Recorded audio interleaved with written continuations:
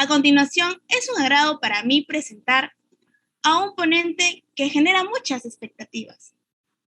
El día de hoy voy a presentar al doctor Aldo Ocampo González, teórico, ensayista y crítico educativo, especializado en teoría crítica de la educación inclusiva. Orienta su trabajo a la comprensión de la interseccionalidad, la justicia educativa, la justicia y la educación antirracista, las teorías postcoloniales, los estudios visuales, la filosofía de la diferencia y las metodologías emergentes de investigación. Articula su actividad desde una perspectiva post, inter y paradisciplinar. Su trabajo intelectual ha sido reconocido por diversos países del continente. Creador de la epistemología de la educación inclusiva. Trabajo reconocido por diversos países y universidades de Latinoamérica. Director fundador del Centro de Estudios Latinoamericanos de Educación Inclusiva, CELEI. Institución reconocida y con estatus asociativo a CLACSO. Primer centro de investigación creado en ALAC y Chile para el estudio teórico y metodológico de la educación inclusiva. Creó la primera licenciatura en educación inclusiva impartida en Chile. Profesor del doctorado en Ciencias de la Educación en la Universidad Nacional del Centro del Perú. Perú en la asignatura de Neurociencia y Cognición. Profesor de Epistemología de Educación Inicial en la ENLEP, Tuxtla, México, y profesor visitante en la Universidad de Buenos Aires, Argentina. También ha sido profesor invitado en la Maestría en Educación desde la Diversidad, impartido por la Universidad de Manizales, Colombia, y profesor invitado en el Doctorado en Educación de la Universidad Católica de Manizales, director de Polifonia, Revista de Educación Inclusiva, Publicación Científica de CELEI, y profesor de Educación General Básica. Sin duda alguna, nos deja una expectativa sorprendente. Recibamos con un agrado y entusiasmo al doctor Aldo Ocampo González y a su ponencia Estructuras de la mente, desconstruyendo algunos supuestos para educar a la multiplicidad de singularidades. Muchísimas gracias por esta invitación, por la presentación. Voy a compartir mi pantalla y por favor, cuando ustedes la puedan ver, me avisan, ¿ya? Para yo estar tranquilo. Dice que ustedes me tienen que permitir el compartir.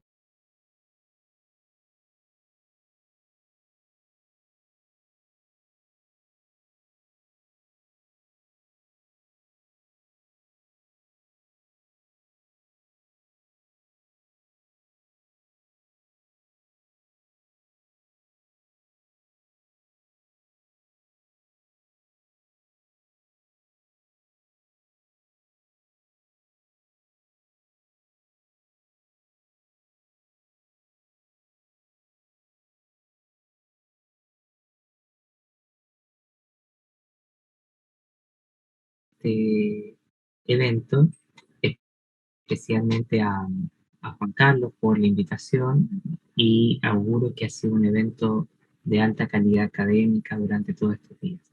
Bueno, mi presentación, cuando yo la elaboraba, me di cuenta que tal vez le puse un nombre bastante ambicioso para lo que esta era, pero sin embargo vamos a tratar de hacer algo con esto.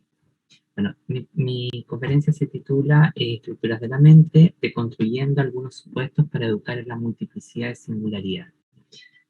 Bueno, el día de hoy lo que vamos a tratar de hacer es pensar, ¿no es verdad?, o pensar más colectivamente cómo podemos justamente pensar algunos supuestos pedagógicos, ontológicos, para pensar el espacio educativo en clave de las múltiples singularidades, es decir, qué es lo correcto, más que decir niños diversos, niños diferentes, son múltiples singularidades las que están albergadas en el espacio escolar.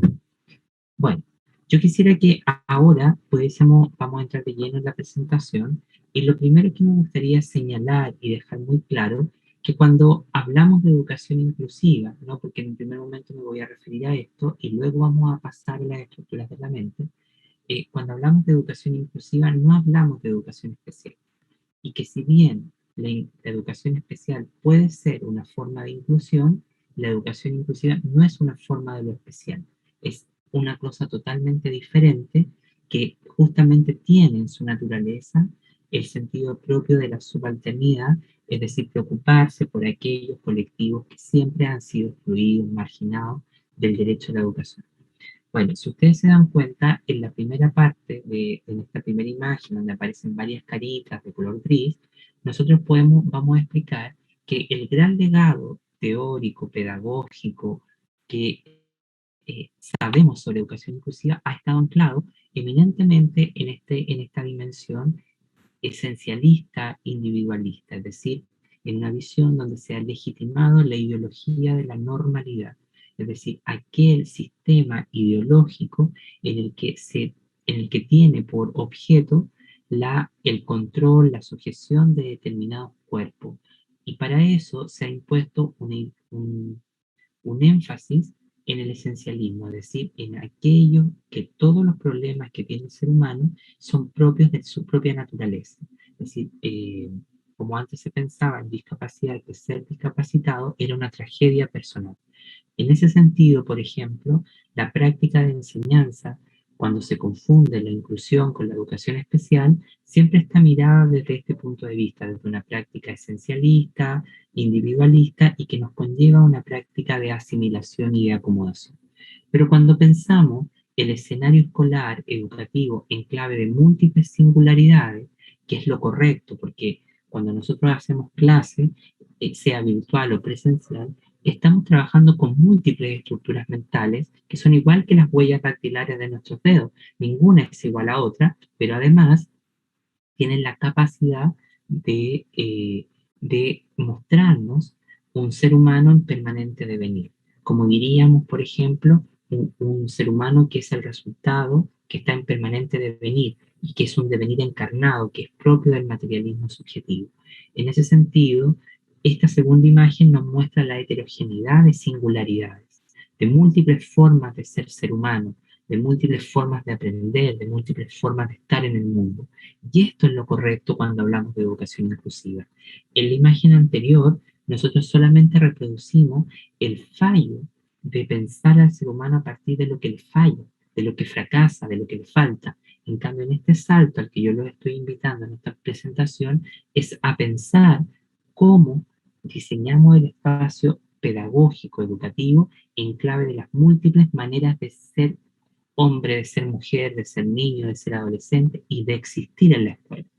Y esta idea es coherente con la noción de heterogénesis, de que se vendría a ser lo heterogéneo de lo heterogéneo. Bueno, en esta noción, entonces, siempre hablamos de diversidad, de diferencia, de múltiples singularidades. Pero lo correcto sería decir lo siguiente, que la diversidad y la diferencia son la cara de la misma moneda.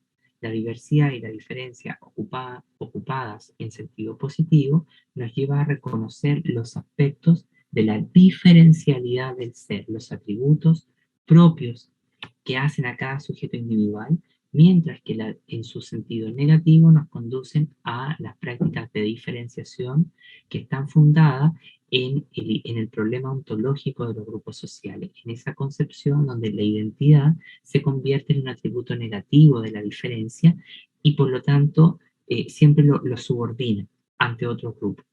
Esta idea va a ser importante porque las políticas públicas sobre educación e inclusión tienden a puntualizar mucho sobre el problema ontológico de los grupos sociales. Y en este punto entonces, si pensamos que la escuela es un espacio en sí mismo heterogéneo, diverso en su naturaleza, porque siempre lo ha sido, entonces lo correcto es pensar en múltiples singularidades, múltiples maneras de existencia de los niños, de los jóvenes en la escuela.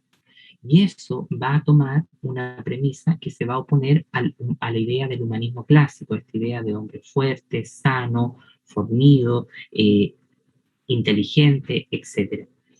Para contraponerse entonces con la idea del antihumanismo, que va a romper entonces toda esta idea de hombre blanco, fuerte, católico, sumamente inteligente, y que va a marginar a un conjunto de estudiantes que van a quedar por fuera de lo que ha sido legitimado por el humanismo clásico. Y todo eso que queda por fuera es el 90% de nuestros niños que habitan en el espacio educativo. Por eso lo correcto es hablar de múltiples singularidades, múltiples maneras de ser hombre, de ser mujer y de existir. Y eso, en términos filosóficos, se llama materialismo subjetivo, un ser que está en permanente cambio y que es el resultado de la historia, de la sociedad, etc. Bueno, en ese sentido, entonces, vamos a decir que si la educación inclusiva crítica parte del supuesto que busca movilizar nuevas formas de aprender, de entender la escuela, el aprendizaje, la infancia y la evaluación, y la diferencia y la singularidad. Todo esto le interesa a la educación inclusiva, pero de sobremanera le va a interesar crear otra escuela y movilizar las fronteras del conocimiento. En ese sentido, entonces, para mí, desde mi posición teórica, la educación inclusiva busca imaginar los futuros de la educación. Y ese es un aspecto medular. Pero para imaginar los futuros de la educación, nosotros necesitamos juntar dos acciones cruciales para la enseñanza. Primero, la empatía pedagógica y la creatividad y el tacto pedagógico. La suma de ambas, de la empatía con la creatividad y el tacto pedagógico, dan como resultado nuevas coordenadas de alteridad. Y eso es lo que nosotros necesitamos en momentos como el que vivimos, crear nuevas coordenadas de alteridad, dejar de entender al otro como un otro raro, especular, negativo, sino como un otro legítimo dentro del espacio educativo. En este marco, entonces, podríamos tomar esta premisa y decir que si hay múltiples singularidades, entonces lo correcto es asumir, ¿no es verdad?, que todos nuestros estudiantes tienen múltiples estructuras mentales y que estas estructuras mentales son tan complejas y que pueden ser albergadas bajo el concepto de neurodiversidad. Entonces, lo que vamos a mirar a continuación tiene que ver con eso. Para entender todo lo que voy a decir a continuación, es clave retomar esta frase que voy a comentar, que dice: las ideas reformadoras de nuestra época solo podrán resultar fecundas y prácticas si se basan en esa profunda investigación de la vida humana. Es decir, no sacamos nada con estar permanentemente tratando de mejorar la calidad educativa si no entendemos cómo estamos constituidos en nuestra propia naturaleza humana, cómo estamos conformados interna neurobiológicamente para maximizar los aprendizajes.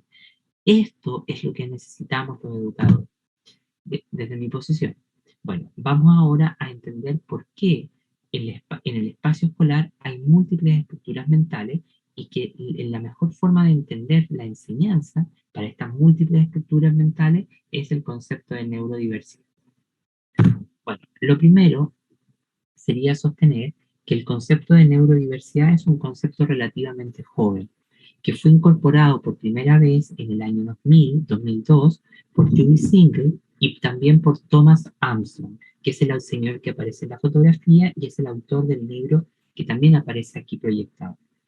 En este libro lo que ellos hacen es dar continuidad a una de las premisas fundamentales del modelo social de la discapacidad, que nos decía que la discapacidad no era el resultado de problemas individuales de cada persona, sino que era el resultado de las barreras y de una cultura discapacitante que imponía a la sociedad a través de sus estructuras opresivas.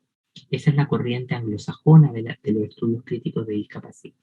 Y ellos lo que nos van a plantear es decir, que van a ofrecer una definición o un ámbito definicional para entender que el autismo, el síndrome de Asperger y tantos otros síndromes que están en la escuela y en la sociedad no son el resultado de enfermedades, sino que son el resultado de expresiones neurotípicas de nuestro cerebro. Bueno, en ese sentido, lo que ellos plantean de manera más concreta nos dicen que en lugar de celebrar la natural diversidad que es inherente a los cerebros humanos, con demasiada frecuencia, lo que tendemos a hacer es a medicalizar y a considerar estas diferencias como patológicas o enfermizas, con afirmaciones tales como: John tiene autismo, Susie tiene un trastorno de aprendizaje. Pero, ¿qué pasaría si imaginamos qué hacemos con esto, con las diferencias culturales? Por ejemplo, las personas de Holanda sufren de síndrome de privación de altitud porque viven a mucha altura, o las diferencias raciales. Eduardo padece un trastorno de pigmentación, ya que en su piel no es blanca. Nos considerarían racistas Sin embargo, respecto al cerebro humano, esta forma de pensar es la más común bajo el auspicio de la ciencia objetiva o de la imaginación binarista, esta que dice niños inteligentes, niños no tan inteligentes, niños aptos, estudiantes no tan aptos, blancos, negros, ¿sí? Bueno, y que eso de alguna manera se grafica en todas estas formas dicotómicas de pensar, y que son la matriz de esencialismo e individualismo que tenemos. En ese sentido, entonces, necesitamos un nuevo campo de neurodiversidad que conciba a los cerebros humanos como entidades biológicas que son, y que es capaz de apreciar las enormes diferencias naturales que existen entre un cerebro y otro en lo relativo a qué cosas, a la sociabilidad, el aprendizaje, la atención, el estado de ánimo y otras tantas funciones mentales, en lugar de pretender que en algún lugar oculto en un sótano hay un cerebro perfectamente normal con el que el resto de cerebros deben ser comparados. Hemos de admitir que no existe un cerebro estándar y que de hecho la diversidad entre cerebros es tan maravillosamente enriquecedora como la biodiversidad y la diversidad entre culturas y razas.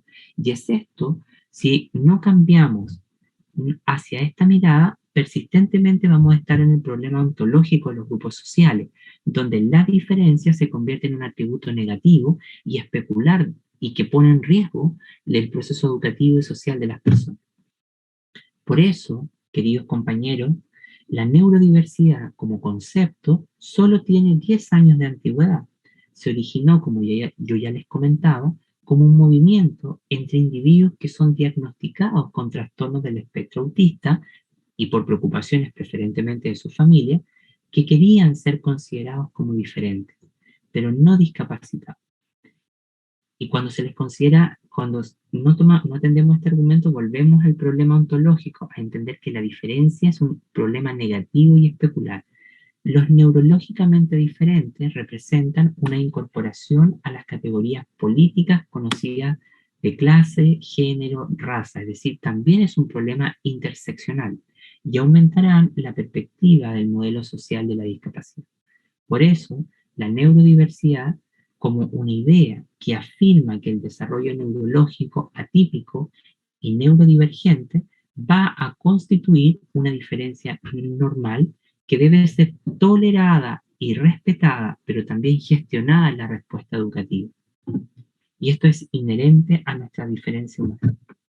Por ello, la neurodiversidad es el conjunto de comportamientos, de estructuras y de estructuras mentales y neuropsicológicas concebidas no necesariamente como problemáticas, sino como formas alternativas y aceptables de la naturaleza humana. En ese sentido, ellos van a plantearnos 8 principios para entender a la neurodiversidad. El primer principio, queridos compañeros, se llama: el cerebro humano funciona como un ecosistema más que como una máquina. Es decir, que ya desde los años 80 se sabe en la comunidad científica, ¿no es verdad?, que el cerebro humano no funciona por lateralizaciones, como se decía de antaño, sino que trabaja desde una perspectiva holística o de integración total de las estructuras mentales. Es decir, que el cerebro al momento de analizar o de escuchar, cuando uno escucha o pone atención, no solamente está desarrollando un proceso cognitivo, sino que se despliegan una diversidad de procesos cognitivos que atraviesan el acto mental. Por lo tanto, el acto mental, como diría Feuerstein, queda estructurado a partir de varios elementos. Por ejemplo, de funciones cognitivas de entrada, de procesamiento y de salida, y pone de manifiesto un índice de diversidad, es decir, un índice de elementos o diversos elementos, ¿no es verdad?, que van a participar de ese proceso cognitivo. Por lo tanto, cuando nosotros enseñamos, nuestros niños despliegan una diversidad de procesos cognitivos frente a una tarea. Por eso que es importante el desempeño cuando uno evalúa. Es decir, ¿qué hacen los estudiantes para demostrarnos lo que realmente están diciendo que saben? El segundo principio, compañeros, nos dice que los seres humanos y los cerebros humanos existen a lo largo de espectros continuos de competencia. Es decir, que permanentemente los seres humanos estamos evolucionando, estamos redefiniendo nuestras funciones cerebrales. Y tal como decía en mi clase de hoy con los estudiantes del doctorado de la UNSP, justamente van a haber tres grandes momentos en el desarrollo humano. De los 0 a los 7, que se van a definir todos nuestros grandes esquemas de organización de la personalidad, del mundo psíquico. ¿Por qué? Porque en estos primeros 7 años de vida, la calidad del vínculo que establecemos con nuestros progenitores va a ser crucial. Es decir, todos nuestros miedos, frustraciones, alegrías, motivaciones, talentos van a quedar definidos en esa etapa. Pero va a ser relevante el tipo de vínculo que establecemos con nuestros padres. Luego viene la pubertad, y aquí es sustantivo porque toda la reorganización neuronal, cognitiva que pasaba en la primera infancia, los primeros 7 años de vida, vuelve a pasar nuevamente en la pubertad. Y allí, por ejemplo, nosotros nos damos cuenta que todo aquello que pasa, vuelve a pasar en la pubertad, hay una reorganización neuronal, nuevas podas, nuevas liberaciones de procesos, etc. Y luego, si hemos conducido nuestra vida con una buena salud emocional, vamos a llegar a los 46 años y va a haber una nueva reorganización cognitiva. Es decir, va a mejorar la sexualidad, se va a volver más plena, nos vamos a volcar hacia nuestra verdadera misión de vida, vamos a comunicar sabiduría, etc. Entonces, y esto es importante porque de alguna manera la clave para que haya un buen aprendizaje siempre es la emoción. Es decir, como dice Goleman, la capacidad de crear climas resonantes para el aprendizaje, ¿sí? Bueno, el principio 3 nos va a decir entonces que la competencia del ser humano se define a partir de los valores de la cultura a la que pertenece. Es decir, esto es clave porque las formas de entender entonces al otro, a la diferencia, a la discapacidad, el autismo, etcétera, van a depender de los valores de la cultura a la que nosotros pertenezcamos. El principio 4 nos dice que el hecho de ser considerado discapacitado o dotado depende en gran medida de cuándo y dónde has nacido.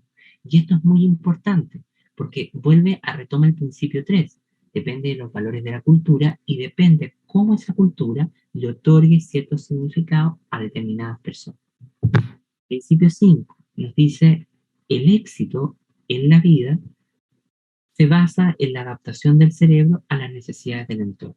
Y recuerden que, como decía Piaget, la inteligencia tiene que ver con la adaptación.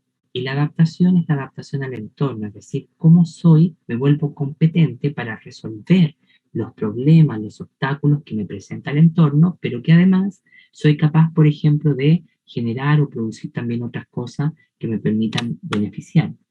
Y esto nos lleva a reconocer que todos los cerebros que están en la escuela son neurotípicos y que por lo tanto tienen múltiples desempeños de comprensión, es decir, múltiples formas de ejecutar acciones para demostrar lo aprendido.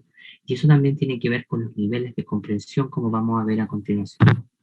El principio 6 nos dice que el éxito en la vida también depende de la modificación de tu entorno. Para eso, para ajustarlo a tus necesidades de tu cerebro único. Cuando hacemos esto, construimos lo que Armstrong denomina un nicho único, es decir, un espacio, un momento que es coherente con lo que mi cerebro necesita. Por lo tanto, en cada clase siempre tendríamos que construir estos múltiples nichos para cada cerebro. El principio 7 nos dice además que la construcción de nichos incluye elecciones profesionales, estilos de vida, tecnologías de asistencia, recursos humanos y otras estrategias que mejoran la vida y se adaptan a las necesidades específicas del individuo neurodiverso. Y finalmente, el principio 8 nos dice que la construcción positiva de nichos modifica directamente el cerebro, que a su vez refuerza su capacidad para adaptarse al entorno.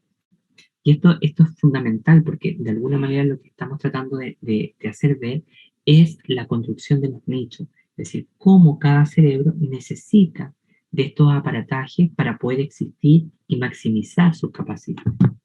Bueno, si aplicamos esto de la neurodiversidad a la comprensión de las estructuras mentales, nos damos cuenta que históricamente la pedagogía, porque tiene una fuerte impronta de la psicología, ha adscrito un modelo clásico de inteligencia, donde la inteligencia era entendido como el producto de una experiencia de aprendizaje. y donde la inteligencia se convertía en algo fijo y inmutable, como ese dicho en latín que decía, lo que Salamanca no dio, natura non presta, es decir, como que si uno nacía inteligente. Y eso dio paso a la ideología, a la escolarización de la inteligencia, entender la inteligencia como un don. Sin embargo, cuando entendemos la inteligencia, y además entendían ello en el enfoque clásico, que la inteligencia es medible y que se puede ser cuantificada bajo un CI. La pregunta es si el estudiante que más sabe sobre un tema no es necesariamente la persona más inteligente. No porque nuestros niños se saquen un 20 en la prueba, quiere decir que realmente saben lo que dicen saber. Por eso que es siempre importante la perspectiva del desempeño, porque es la perspectiva del desempeño la que permite mostrar, la que permite documentar cómo la persona está demostrando lo que dice saber. Y eso es transversal a todos los cerebros neurotípicos. Y además, en el enfoque clásico, el ser humano está predeterminado biológicamente por su contenido genético. Mientras que en el enfoque cognitivo modificable, que es la propuesta de Reuben Feuerstein, que está basada en la teoría de la modificabilidad estructural cognitiva, que reconoce que todos los sujetos son plásticos en su naturaleza y que son flexibles y modificables, dice que para él la visión de la inteligencia se convierte en el proceso, en un proceso, es decir, es el resultado de las mediaciones a las que se ve enfrentado el sujeto. Es decir, las mediaciones es otro concepto clave en Feuerstein que va a tomar de Vygotsky. Mientras que la inteligencia, para Feuerstein, va a ser el proceso de cambio, de cambiar las estructuras mentales del ser humano. Recordar que las estructuras mentales son estructuras invisibles que se van a fortalecer de acuerdo a determinados procesos cognitivos que hagan las personas. Esta inteligencia es capaz justamente de aumentar el índice de modificabilidad, de transformación de nuestras estructuras mentales. Y esto nos va a llevar a reconocer la inteligencia como un conjunto de prerequisitos del pensamiento que puede desarrollarse y que ejecuta la acción en base a la habilidad para potenciar distintos tipos de experiencias. Por ello, el ser humano construye su aprendizaje a través de experiencias vividas y genera un clima activo modificante, porque modifica a partir de desafíos cognitivos permanentes. Un desafío cognitivo permanente es hacer distintas cosas con el pensamiento. Comprender es hacer distintas cosas con el pensamiento. ¿Sí? Y eso es lo que nosotros necesitamos, porque la educación está plagada de daño cognitivo, de sistemas de castración a la inteligencia. Es decir, necesitamos subvertir, el daño cognitivo. Y para ello hay que fortalecer en nuestros salones de clase climas activos modificantes que ayuden a potenciar la inteligencia, que mejoren la mediación del aprendizaje, etc. ¿Y cómo se hace esto? Esto se baja en una planificación considerando los elementos que aquí están. En un primer momento necesitamos justamente entender los conocimientos previos y entender que los conocimientos previos nos pueden jugar en contra cuando no son bien activados. Cuando, por ejemplo, le preguntamos a nuestros niños, ¿quién conoce el Valle del Gizeh? ¿Quién conoce la pirámide de Cheops, Chefren y Miserino, que son las de Egipto? Ninguno de nuestros niños ha estado ahí. Las representaciones mentales que ellos van a tener hasta ese entonces son creencias intuitivas, elaboraciones mentales que no siempre están relacionadas con lo que realmente es. Por lo tanto, siempre hay que aclarar, hay que focalizar y luego aclarar para que esa creencia intuitiva no afecte la consolidación del aprendizaje. Luego eso nos va a llevar al testeo de comprensión, es decir, la comprensión no está en tercer lugar como lo establece Bloom o Anderson en su taxonomía, sino que la comprensión viene a ser el resultado final del aprendizaje. Stonewick, en ese maravilloso libro de la enseñanza para la comprensión, de vinculación entre teoría y práctica, ella dice claramente que aquí el comprender es la capacidad de pensar flexiblemente a partir de lo que sé. Cuando uno piensa flexiblemente a partir de lo que uno sabe, es capaz por ejemplo, de aplicar lo que sabe en distintos campos, en matemática, en historia, en arte, en filosofía, ¿no es verdad? Pero además, cuando nosotros comprendemos algo, somos capaces de explicarlo con nuestras propias palabras y de compartirlo con los otros. Es decir, hay un aprendizaje de apropiación que se encarna, pasa por el corazón, hay placer, si no, no hay aprendizaje, y yo luego soy capaz de compartirlo con los demás. Esa comprensión es el resultado final del aprendizaje. Esto nos va a llevar entonces a la consolidación. Solo se aprende aplicando. Esa es la premisa fundamental de la neuropsicología y de la neurodidáctica. Se aprende aplicando. En una práctica, practicar, practicar, o poner en práctica, poner en práctica y poner en práctica. Pero no es una práctica repetitiva, es una práctica que desafíe, que me invite a hacer múltiples cosas con el pensamiento. Y eso implica permanentemente que en toda planificación yo tengo que siempre tener retos o desafíos cognitivos, y llevar a mis estudiantes más allá de lo que son capaces de hacer. Pero no es darle una guía de matemática, no es darle a leer así un libro, sino que es hacer distintas cosas, una entrevista, una encuesta, probar una hipótesis, etc. Todo esto se va a recoger en algunas premisas fundamentales que la neurodidáctica va a plantear. Lo primero es que nos va a decir que los niños generan un conocimiento intuitivo diferente al de los adultos. Esto fue clave en Noam Chomsky, en quien quebrantó las bases de la lingüística moderna y dijo que los niños establecían conjugaciones verbales sin haber aprendido gramática. Eso a Chomsky le llevó, por ejemplo, a darse cuenta de que todos los seres humanos nacemos con el lenguaje incorporado, pero que además ese lenguaje se despierta a través de un DAL y vamos a tener los mismos procesos en la China, en la Antártica, en Perú, en Colombia, en Chile. Pero además nos dice que la neurodidáctica se centra en los talentos, en las múltiples inteligencias del ser humano, ¿sí? Y que no estudia los déficits cognitivos como lo haría la neuroanatomía, que se preocupaba por estudiar los daños cognitivos. Nosotros como educadores no sacamos nada con estudiar eso, nosotros necesitamos aprender justamente cómo aplicar esto en nuestra planificación de aula.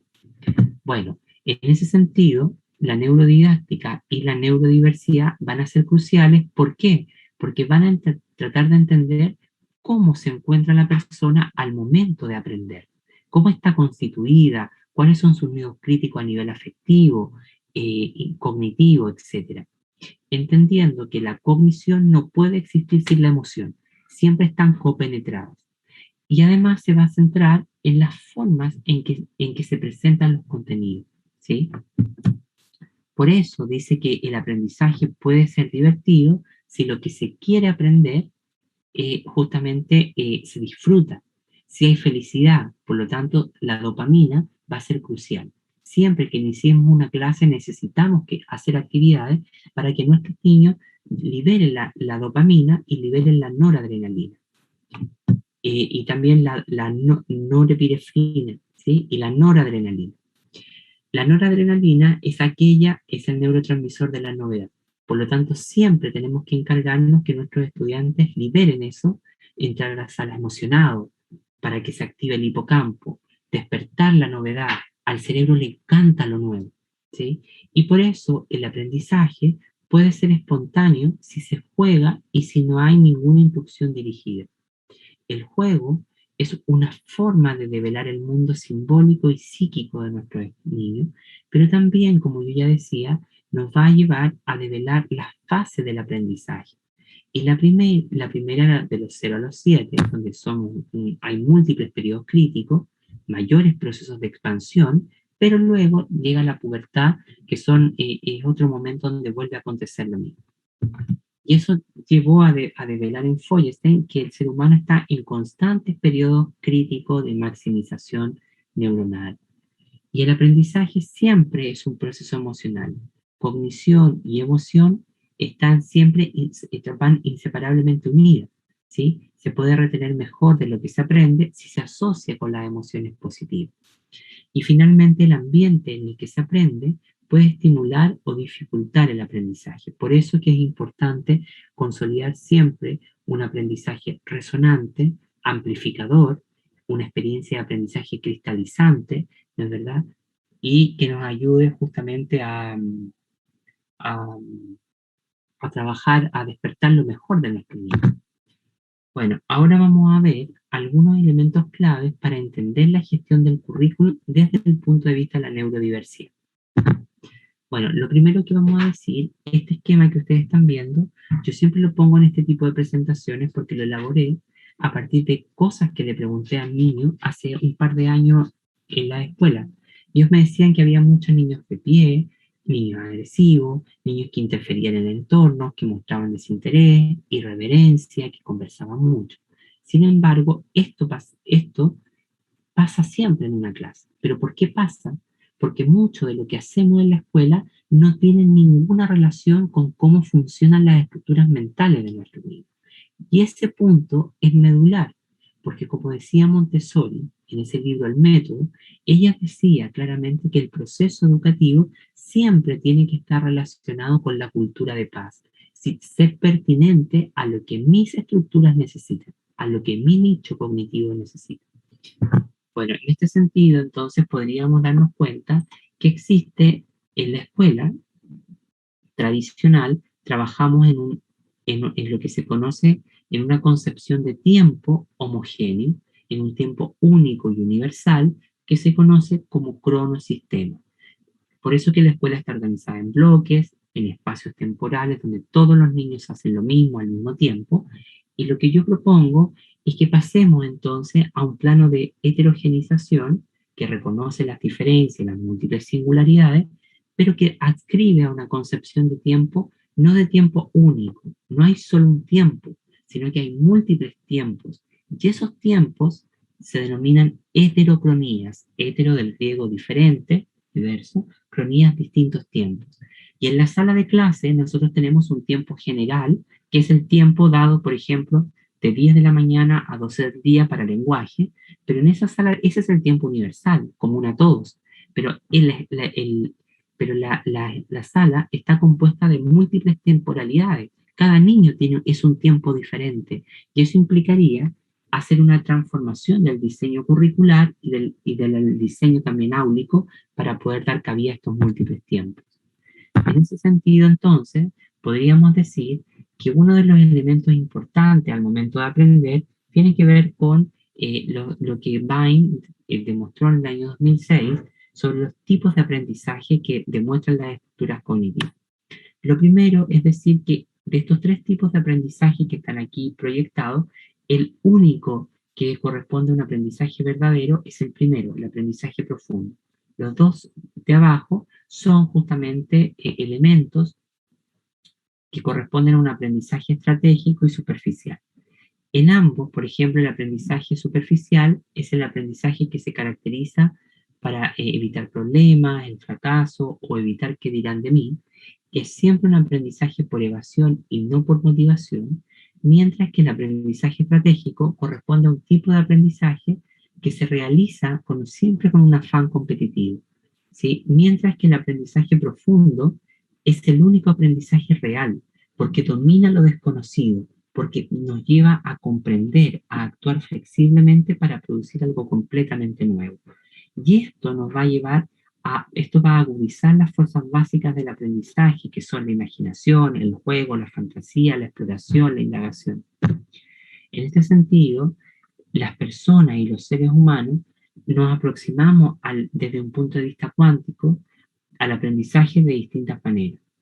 Y que para entender este ciclo, ahí está Berenice McCarthy, la creadora del modelo 4MAT, que es una forma de planificar la enseñanza pensando en todos los niños.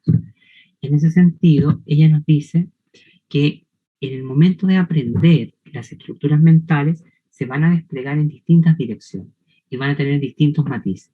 Y ella entonces lo que se propuso fue diseñar un círculo de aprendizaje, un proceso en el cual organizar la planificación. Y nos dice entonces que este modelo, que va a integrar distintos perfiles que van a estar presentes en una misma persona, van a superponer estilos y a partir de esto. Entonces, lo primero que ella dice es que identifica un aprendiz imaginativo, es decir, aquellos que perciben de manera concreta y obtienen conocimiento conversando con los demás. Mientras que estos aprenden más expresando emociones, mientras que los aprendices analíticos obtienen su conocimiento por medio de datos, de ideas, de modelos, de ideas abstractas, piensan como los expertos. Estos son los niños que más se interesan por teorías, datos duros, hechos, conceptos. Mientras que el porcentaje mayoritario de nuestros niños está en lo que ella denomina aprendices de sentido común. Es decir, aquellos niños o jóvenes que necesitan poner en práctica, probar las teorías, construir, aplicar. Este es el niño que nos dice, profesor, profesora, ¿cuándo vamos a hacer un experimento? ¿Cuándo lo vamos a llevar a la práctica? Etcétera. Pero lo bonito de este modelo es que ella identifica un cuarto tipo de estudiante que denomina como estudiante de sentido común, perdón, dinámico, y que a diferencia de otros modelos cognitivos, este es aquel tipo de, me parece a mí lo relevante, que es aquel niño que es capaz, por ejemplo, eh, de ver más allá de los otros. El aprendiz dinámico son los grandes filósofos, los grandes teóricos, la gente que cambia el mundo, aquellas personas que ven más allá de esto. Por ejemplo, si nosotros estuviésemos leyendo el clásico de la obra griega, Edipo Rey, este niño no se va a hacer las preguntas típicas que se haría un estudiante sobre esa lectura, sino que se va a preguntar muy concretamente qué pasó con los ojos de Edipo, porque eso no aparece en la lectura. Por lo tanto, este tipo de estudiantes buscan las posibilidades implícitas, aprenden experimentando, buscando nuevas aplicaciones, les gusta intervenir en el mundo. Entonces, lo que ella propone es planificar la enseñanza como está aquí, siguiendo, en vez de privilegiar solo la enseñanza de concepto y la aplicación, agreguemos un momento a la clase que demos espacio a la construcción de significado y a la búsqueda de los reales intereses de nuestros niños. En ese sentido, como ya decíamos, los aprendices imaginativos aprenden más y mejor sintiendo, reflexionando, buscando asociaciones personales, siempre van a responder a la pregunta del por qué. Y en el diseño de la clase, lo que más necesitamos es que aprendan a focalizar, a poner atención. Luego, los estudiantes de analíticos son los que van a responder a lo conceptual, evidentemente. Y ellos van a aprender más reflexionando, pensando, buscando hechos, probando teorías, aprendiendo de los expertos. Siempre se hacen la pregunta por el qué. Y luego tenemos también el tipo 3, que son los aprendices de sentido común, que ellos aprenden más pensando, haciendo, experimentando, construyendo, practicando. Siempre responden a la pregunta, ¿cómo haríamos esto? Y luego tenemos, para finalizar, los y sí, los que trabajan en el futuro. Aquellos estudiantes que aprenden haciendo y sintiendo, buscando posibilidades escondidas, aprendiendo por ensayo y error. Este tipo de niño es aquel que ve más allá, se hace preguntas que no son evidentes, que no son explícitas en la lectura, en la materia. Y ahí tenemos las representaciones corporales. Los primeros van a aprender a través de la emoción, los segundos desde los libros, los terceros aplicando, que son los de sentido común, y los dinámicos van a justamente ver más allá, ¿no? Por eso, Berenice McCarthy lo que dice, no haga 4 actividades, haga una sola actividad, pero privilegie cada uno de estos momentos. Y para eso hay que partir desde el sentir, llegar al reflexionar, pensar y actuar. Entonces esto implica transitar en el pensamiento desde el actual al reflexionar y viceversa. Y aquí hay algunas preguntas que a mí me parecen importantes para pensar la enseñanza. Y lo que menos hacemos los educadores es pensar la enseñanza. Y dice, ¿por qué estoy enseñando esto? ¿Qué estoy exactamente enseñando? ¿Cómo puedo planificar la práctica para que todos lo estudien, los estudiantes lo dominen? Y si tengo éxito, ¿qué serán capaces de hacer que ahora no pueden? ¿Por qué? Porque muchas veces uno enseña muchas cosas en la escolaridad, pero muchas veces los contenidos se superponen, se repiten, o no enseñamos lo medular. Es importante enseñar 3 cosas bien, 4 o 3 cosas bien, a que 10 cosas mal enseñadas. Y también esto nos va a llevar a hacernos la pregunta acerca de por qué nuestros estudiantes necesitan saber este contenido en particular. ¿Cómo podemos seleccionar qué es importante que sepan en este siglo? Y cómo deberían usar los profesores toda esta información para justamente poder aplicarlo o poder hacer todo esto que estamos ampliando. Y lo importante acá es justamente recuperar lo que está aquí abajito para mostrarnos lo que han aprendido y para ayudarnos a descifrar cómo han construido estos sistemas de aprendizaje o estos significados. ¿Sí? Bueno, yo no sé cómo estoy en el tiempo, ya creo que estamos en el tiempo, ¿no es verdad? Entonces voy a cerrar con lo último, que es lo que me interesa el día de hoy mostrarles. Si ustedes observan cada una de estas fotografías, se darán cuenta dónde están los perfiles cognitivos, que a su vez son perfiles neurodiversos que yo les estoy mostrando. ¿Sí? Bueno, los unos aprenden más de persona a persona, los estudiantes del segundo tipo aprenden más con conocimientos y hechos, los los tres aprenden con acciones realizables y los dinámicos van a aprender mirando más allá o haciéndose preguntas desconocidas. Por eso que siempre la planificación de la enseñanza tiene que seguir este ciclo de experimentar, reflexionar, conceptualizar y actuar. ¿Sí? Bien, cuando partimos la clase en base a estas recomendaciones debemos estimular el método de discusión, es decir, reflexionar, ¿no es verdad?, permanentemente y guiar esa reflexión para encuadrar y focalizar correctamente. Luego, el dar paso al método informacional, donde el profesor entrega la información o la profesora entrega la materia. Y luego el método de entrenamiento, que es la puesta en práctica. Y ahí es donde tienen que haber justamente desempeños de comprensión, donde tienen que haber todas estas cosas ligadas a los desafíos cognitivos que yo ya mencionaba. Y el cuarto nos lleva justamente al método de autodescubrimiento. ¿Sí? Y así queda un poco organizada la planificación, donde partimos con el conectar, experiencias previas, examinar, imaginar, definir, extender y así sucesivamente. Lo interesante es pasar siempre desde la acción a la reflexión y viceversa. Y esto, al organizar la enseñanza, sí estamos privilegiando en distintos momentos las estructuras mentales de todos nuestros estudiantes. Por eso, y con esto ya cierro y me despido, el aprendiz cuando está aprendiendo, justamente debemos aprender a que él aprenda a construir un significado personal. Que esta persona además se intriga, generar intriga, un quiebre cognitivo, que compare lo que le estamos diciendo con lo que ya sabe y vea cuáles son esas creencias erróneas. Si no hacemos eso, la transferencia del aprendizaje fracasa. Además hay que crear una imagen mental y todo eso de crear una imagen mental va a ser clave justamente para interiorizar más información y luego todo lo que tiene que ver con el desarrollo de habilidades, probar las teorías y finalmente cerrar con con el establecimiento de un significado personal, individual, único con lo que estoy aprendiendo y para dirigirme o dirigir mi aprendizaje hacia lo que realmente me interesa, que son mis reales intereses, mis reales necesidades y motivaciones.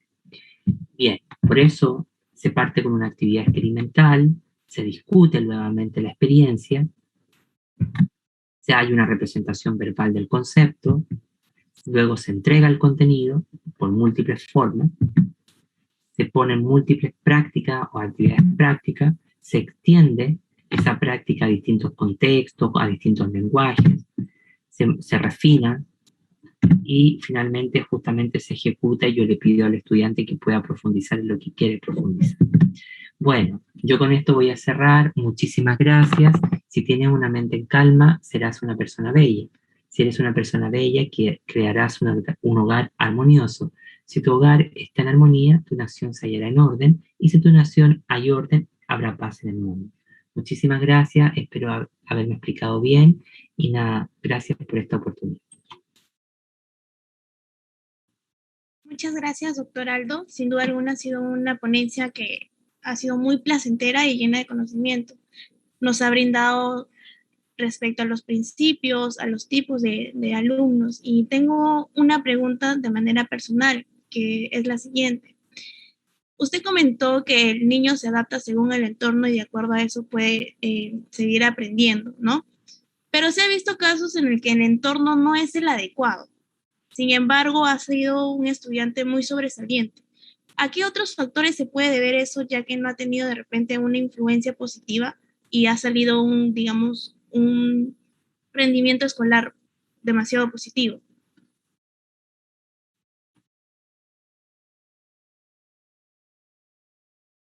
Lo que suele pasar es que muchas veces en la psicología tradicional se cree, no es verdad que